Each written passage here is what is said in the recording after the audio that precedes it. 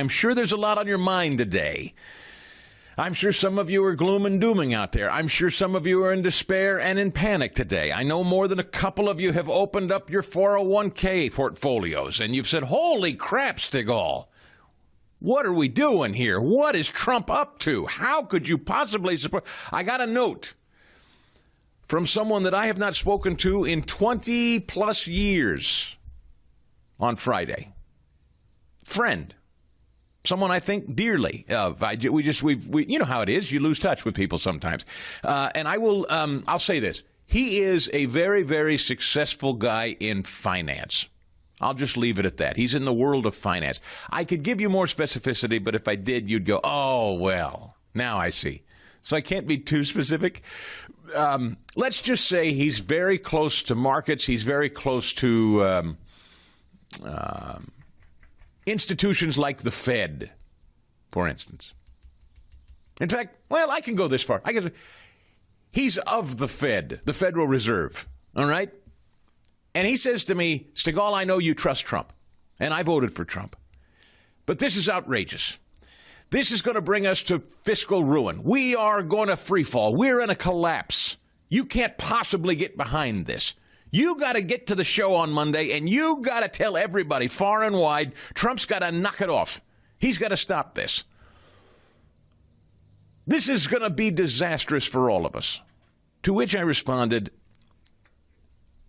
even if I stipulate that point of view, that Trump's tariff policies are going to bring us to financial ruin, and I don't stipulate that, by the way, but even if I did, where would you say we are right now?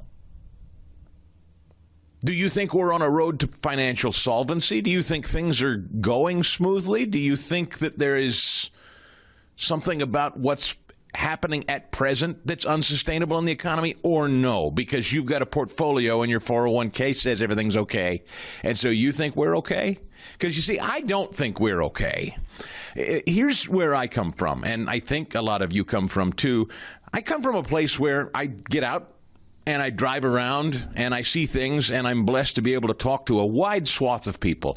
I talk with everybody from people who are drawing minimum wage to people who are billionaires in the course of my job. And it's a blessing. I'm grateful for that perspective, because it always helps me to remember that there are two sides to every coin, and not just politically, but economically too. And lest anybody think I'm engaged in some kind of class warfare thing when I talk about this, I'm not. I've never been one of those, the haves and the have-nots. And if only there was some good government policy that came along, everybody could be equal and everybody could be even. I want you to be, let me just start by saying, I do not believe this country is going to give everyone the same outcome financially. I don't believe that's what the great American experiment is. What I do believe the great American experiment is giving everybody access to the opportunity to thrive. Not that they'll all have the same outcome, but that everyone has access to the same opportunity to thrive. How do you do that? Well, you have to have, of the population of us, the 300-some million of us that exist in this country, all of us who are of working age, you have to have access to capital. You have to have access to money, either through loans, or you have to have access to it through at least a salary, a wage, a real wage that can pay bills, purchase a home, pay for kids, grow a family. Why aren't people having families? The first and immediate response is, I can't afford it. I can't possibly afford to have a family. I can't possibly afford to buy a house. We're building apartments faster than we're building homes in this country by a lot. Do you know that? So I say to you, with all respect, all of you who are looking at your 401ks this morning, you've got yours, and you're temporarily upset that what you have is slipping, is, you've dropped look, me too. I opened it just for fun. And my financial advisor, by the way, is one of those guys that says, don't spend all your time opening up your 401k accounts and your stock portfolios and looking at it and the ups and downs. If you're one of those people, I would assume you live on Tums and Pepto-Bismol. I don't know how anybody does that anyway. That's no way to lead your life if you're an investor. Now, and here's a couple of things. If you're a really smart money person, or you're one of these Scrooge McDuck types that's stacking gold bullion, and you're just constantly rubbing your hands together, looking at the charts and graphs of your portfolio. If you're one of those guys, good for you, first of all. Congratulations that you've done well for yourself. I assume you also have a financial advisor.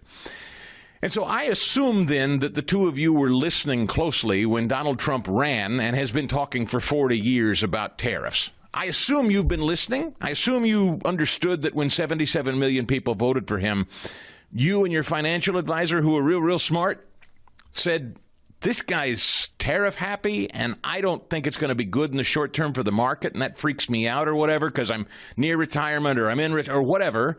So what's the strategy, Chief, to protect my money so that I lose as little as possible if things go hinky, since Trump has pledged he's going to do the tariff thing? He did it. He's delivering on what he said he was going to do. No one should be surprised about it, including you, the really smart guy with a big fat portfolio and a really smart financial advisor. You shouldn't be surprised about this. That's number one. Number two, I don't think this is long-lasting. I think I trust the man. He was elected on an agenda that 77 million people said I trust him too. There's got to be a new path forward, and he's going to change course. I trust that. Now, it's going to be more than a couple of days. It may be more than a couple of weeks. It may be more than a couple of months. I remind you when Reagan took office. I went back and I did a little comparison. I'm going to go through that a little later in the show today between Reagan and Trump. And it was not rosy when Reagan decided to do some tough things that Democrats opposed as well. Different strategy a little bit, but fundamentally it took a couple of years even, before things kaboom exploded and everybody was rolling in it. Now, do I think this is going to take a couple of years? Do I think Trump's going to have tariffs on everyone for a couple of years? I can't predict, but that's the point. Nobody can, neither can other countries. And I think Trump's banking on that fact. Nobody can predict exactly what he's up to or how long he intends to play this. But he's playing it, and he's not showing his hand, but he's got a strong one. Because we're the consumers. We're a consumer-driven economy. That's what we are. We're not an economy that makes anything anymore. We're consumer-driven. We buy stuff that other people make. But guess what? Fewer and fewer of us are making real money in this country to buy stuff. And it is an astounding thing to me when I heard Scott Bessent, who is one of the most brilliant communicators that I think I've heard in a long time. I think Bessent ought to be out there every day, several hours a day. As far as I'm concerned, they ought to make Scott Bessent talk until he has to take lozenges, because I think he's so effective at what he does. And I would commend to you his conversation with Tucker Carlson late last week. It was an hour long. I listened to it on my flight home. Brilliant. And one of the things Bessent said that blew my mind, 88% of the stock market, 88% of this market that everybody is hyperventilating over this morning. Let me say this one more time for effect, because you need to hear this if you don't know it. 88% of the market is owned by the top 10% of earners in this country. Did you know that? I didn't. That's a stunning stat. The next 40% of the country, that is where most of us fall, the next 40% of us own 12% of the market. That's mind-blowing. And then, of course, the worst part of this statistic, and the biggest problem, and the problem Trump sees and understands is going to make all of us economically insolvent down the road. Democrats love to talk about existential crises. You want to know what the existential crisis is? 50% of this country has debt. They have no skin in the game whatsoever. Zilch.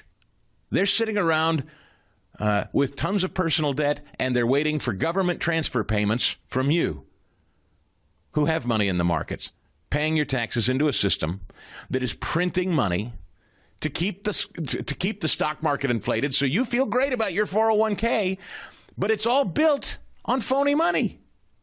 The markets have roared for the last 4 years because Joe Biden, and a little bit of the late Trump during COVID, but it was a COVID emergency, the country was sustaining itself on a sugar rush of a bunch of printed money that we don't have. We are $36 trillion in debt, and half this country has record personal debt and no meaningful way to earn a wage. and you look at your portfolio and say, oh, God, we're going to hell. We're already there. Trump is trying to pull us out of it. For full shows, live and on demand, it's Salem News Channel.